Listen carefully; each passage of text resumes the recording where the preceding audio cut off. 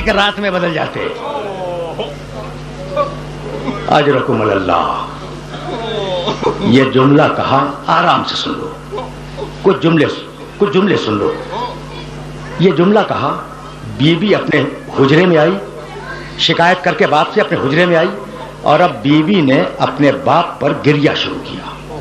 صبح ہے, be be اپنے باپ پہ رو رہی ہے, دوپہر ہے گریہ کر رہی ہے, شام ہے گریہ کر رہی ہے. ایک دن بی بی اپنے مسند سے ٹیک لگائے ہوئے لیٹی تھی. اتنے میں علی آئے. بنت رسول, آپ پر میرا سلام ہو. اور بنت رسول سننا بھائی, مدینے والوں نے آپ کو سلام کہا ہے اور کہا ہے کہ آپ اپنے رونے کے لیے کوئی وقت معین کر لیں, اس لیے کہ آپ کے رونے سے ہمارے کاروبار دنیاوی میں خلل پڑتا ہے.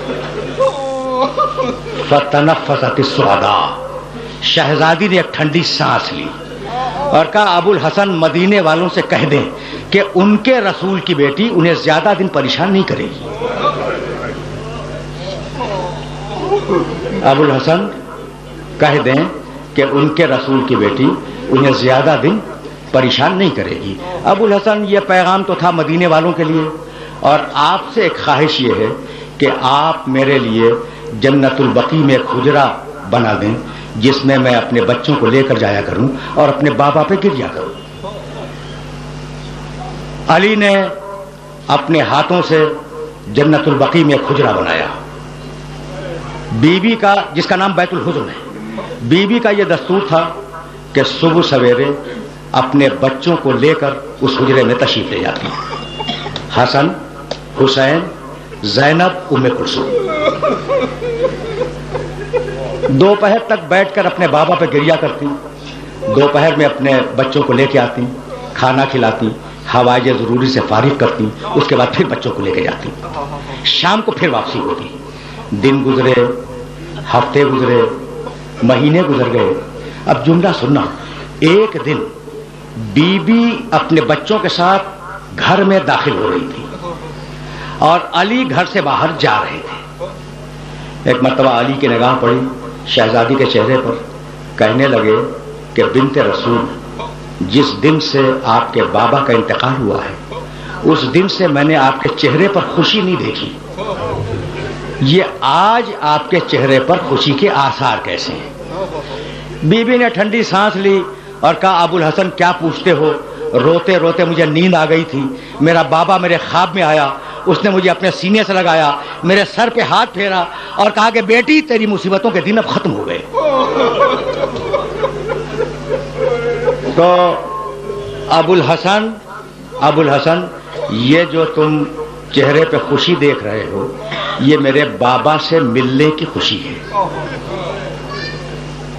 آرام آرام سے کچھ جملے سن لو. میں ظاہر ہے کہ طویل مصائب نہیں پڑھا کرتا, لیکن جب بات آ گئی ہے تو جی چاہتا ہے کہ دو جملے شہزادی کے سلسلے میں عرض کروں اور تم سے اجازت لے لوں. یہ کہہ کر بی بی حجرے میں داخل ہوئی اور یہ کہتی ہوئی داخل ہوئی کہ ابو الحسن میری خواہش یہ ہے کہ آج آپ میرے پاس بیٹھ جائیں تاکہ میں وصیتیں کر سکوں.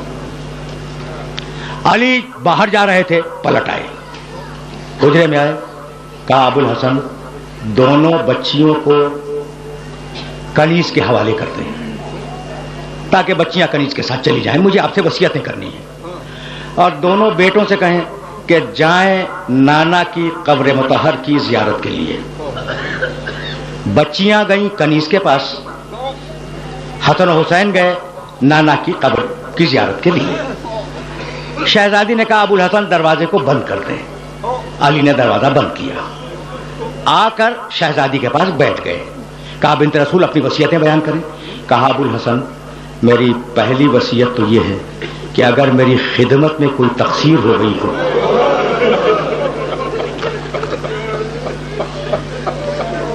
اجرکم اللہ. دیکھو تم نے گریہ کیا اور میری مجلس تمام ہو گئی. ابو الحسن اگر میری خدمت میں کوئی تقصیر ہو گئی ہو تو آپ قیامت کے دن کوئی مواخذہ نہ کیجیے گا, یہی معاف کر دیں. کہا نہیں بی بی تم سے آج تک کوئی تقصیر نہیں ہوئی, کہا ابو الحسن میری دوسری وصیت یہ ہے کہ میرے مرنے کے بعد میرے چھوٹے چھوٹے بچے یتیم ہوں گے، اگر ان سے کوئی لغزش ہو جائے تو ان سے ڈانٹ کے بات نہ کیجیے گا۔ علی کانپنے لگے، کہا بنت رسول تمہارے بچے صاحبان تطہیر ہیں، ان سے کسی غلطی کا امکان نہیں ہے۔ کہا ابو الحسن میری تیسری وصیت یہ ہے کہ میرا جنازہ رات کی تاریکی میں اٹھایا جائے اور میرے دشمنوں کو میرے جنازے میں شرکت کی اجازت نہ دی جائے۔ اور ابو الحسن میری چوتھی اور آخری وصیت یہ ہے کہ میرے دفن کرنے کے بعد مجھے بھول نہ جانا، کبھی کبھی میری قبر پر سلام کے لیے آتے رہنا۔ اجرکم اللہ۔ صدائیں بلند ہو گئیں اور اب ظاہر ہے کہ میں تقریر کو اپنے مرحلے پہ لے آیا، اب اس سے زیادہ زحمت سماعت نہیں دوں گا۔ علی نے وصیتیں قبول کی۔ ایک مرتبہ علی نے رو کے کہا کہ بنت رسول تمہاری وصیتیں تو میں نے قبول کی، لیکن اب میری بھی کچھ وصیتیں ہیں، انہیں قبول کرو۔ پہلی وصیت تو یہ ہے کہ میں جب تمہیں بیاہ کے لایا تو میں مفلس تھا، تمہاری خدمت کا حق ادا نہ کر سکا، تو اپنے بابا سے میری شکایت نہ کرنا۔ میری دوسری وصیت یہ کہ اپنے بابا کو میرا سلام پہنچا دینا اور انہیں بتلا دینا کہ ان کی امت نے میرے ساتھ کیا کیا۔ اور میری تیسری اور آخری وصیت یہ کہ میں مرنے کے بعد بھی سلام کے لیے آتا رہوں گا، لیکن شرط یہ کہ جب بھی سلام کروں اپنے کانوں سے جواب سلام سنوں۔ بی بی نے وصیتیں قبول کی۔ علی و فاطمہ، راوی بیان کرتا ہے، علی و فاطمہ بیٹھے ہوئے گریہ کر رہے تھے کہ اتنے میں زور زور سے دروازہ پیٹنے کی آواز آئی۔ بس آخری جملہ سننا اور مجھے اجازت دینا۔ شہزادی نے کہا ابو الحسن دیکھیں کہ یہ دروازے پہ کون آ گیا۔ علی نے پکار کے پوچھا دروازے کے باہر کون ہے؟ ایک مرتبہ روتے ہوئے بچوں نے آواز دی کہ بابا ہم آئے ہیں۔ ایک مرتبہ علی قریب گئے، دروازہ کھولا، دیکھا کہ حسن حسین دروازے پہ کھڑے ہیں اور رو رہے ہیں۔ کہا بیٹو میں نے تو تمہیں نانا کی قبر کی زیارت کے لیے بھیجا تھا، یہ تم اتنی جلدی کیسے آ گئے؟ تو دونوں بچوں نے رو کے کہا کہ بابا جب ہم نانا کی قبر پہ پہنچے تو ابراہیم خلیل اللہ کی آواز آئی کہ یا رسول اللہ فاطمہ زہرا کے یتیم آ رہے ہیں، تو بابا کیا ہماری اماں دنیا سے گزر گئی؟ اجرکم اللہ، اجرکم اللہ۔ آپ نے گریہ کیا، تقریر تمام ہو گئی۔ اب آخری جملہ عرض کر رہا ہوں۔ علی و فاطمہ نے وصیتیں کی اور اب علی باہر آئے، علی باہر آئے، مسجد میں بیٹھ گئے۔ شہزادی نے کنیز سے کہا یہ میری تقریر کا آخری جملہ ہے، تم نے گریہ کیا، مجلس تمام ہو گئی۔ اور تم جانتے ہو کہ میں طویل مصائب نہیں پڑھا کرتا، آج میں نے بہت مصائب پڑھ دیے، فقط آخری جملہ سنو اور مجھے اجازت دے دو۔ علی مسجد میں آ کے بیٹھ گئے۔ بی بی نے کنیز سے کہا کہ میں اب حجرے کو بند کر رہی ہوں، جب تک ذکر الہی کی آواز آتی رہے اس وقت تک سمجھنا کہ میں زندہ ہوں، اور جب ذکر الہی کی آواز بند ہو جائے تو جا کر علی کو اطلاع دے دینا۔ کنیز دروازے کے باہر بیٹھ گئی۔ ایک مرتبہ ذکر الہی کی آواز بند ہوئی، کنیز دوڑتی ہوئی مسجد میں آئی، ہمت نہیں ہے کہ علی سے کچھ کہہ سکے۔ ایک مرتبہ کنیز نے سر سے چادر کھینچی اور علی کے قدموں پہ ڈال دی اور کہا مولا انا للہ و انا الیہ راجعون، انا للہ و انا الیہ راجعون۔ فقط دو جملے، فقط دو جملے۔ اجرکم اللہ، اجرکم اللہ۔ تم نے گریہ کیا، مجلس اپنے آخری مرحلے میں داخل ہو گئی۔ علی آئے، غسل دیا، کفن پہنایا، جنازہ تیار کیا۔ یہ ہے میری تقریر کا آخری جملہ۔ جب جنازہ تیار ہو گیا تو ایک مرتبہ آواز دی یا حسن یا حسین یا زینب یا ام کلثوم حلموا الی زیارت امکم۔ تمہیں کچھ معلوم ہے کہ ان بچوں کی عمریں کیا تھیں؟ حسن 7 سال کے تھے، حسین 6 سال کے تھے، شہزادی زینب 4.5 سال کی تھی، شہزادی ام کلثوم 2.5 سال کی تھی۔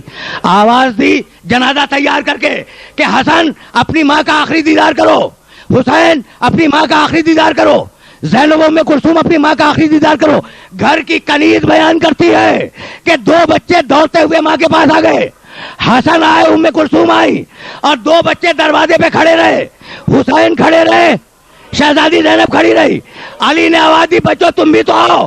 حسین نے رو کے کہا کہ بابا ہم اس وقت تک نہیں آئیں گے جب تک اماں ویسے نہ بلائیں جیسے مریم نے عیسیٰ کو بلایا تھا. بس یہ سننا تھا کہ فاطمہ زہرا کے بندے کفن ٹوٹ گئے. ایک ہاتھ نے حسین کو بلایا, ایک ہاتھ نے زینب کو بلایا. دونوں بچے آ کر ماں کے سینے سے لپٹ گئے. ایک مرتبہ جبریل نے آواز دی کہ یا علی بچوں کو ماں سے الگ کرو ورنہ کائنات میں زلزلہ آ جائے گا.